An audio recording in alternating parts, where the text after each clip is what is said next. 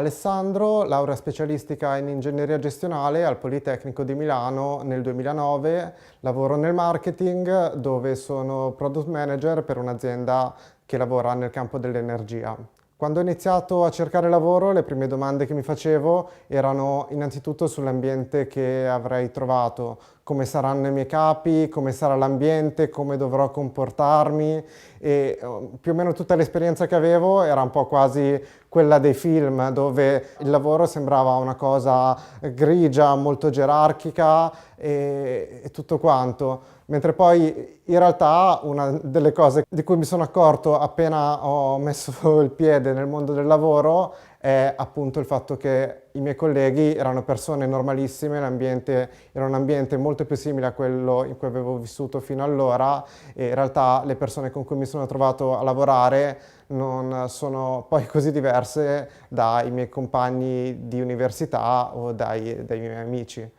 Una delle cose fondamentali di cui mi sono accorto quando ho iniziato a lavorare è l'importanza di avere delle competenze trasversali al di là di quelle che sono le competenze della mia professione. Nel senso che in particolare per un lavoro come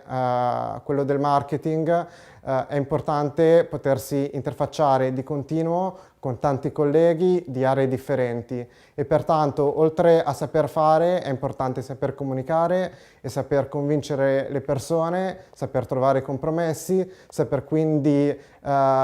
portare tante persone differenti a lavorare per un obiettivo comune. In questo senso, tante esercitazioni fatte all'università sui lavori di gruppo mi hanno consentito di avere una prima base su cui iniziare a lavorare per approfondire queste competenze.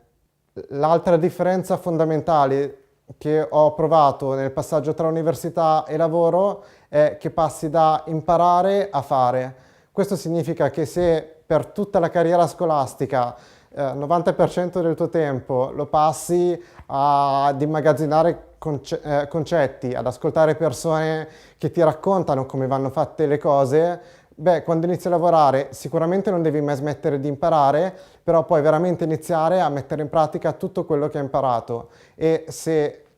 trovi il lavoro che ti piace, tutto questo è veramente molto divertente. Pertanto il consiglio che vorrei dare a chi si appresta a entrare nel mondo lavorativo è innanzitutto quello di cercare un lavoro che vi piaccia. Nel senso che se trovi un lavoro che ti piace, allora poi non stai lì a contare le ore che lavori, quelle che non lavori, allora magari ci sono dei momenti dove ti puoi anche arrabbiare, però comunque ci tieni a quello che fai e se tieni a quello che fai sicuramente farai un lavoro di qualità, sicuramente avrai successo e sicuramente sarai soddisfatto della tua vita lavorativa.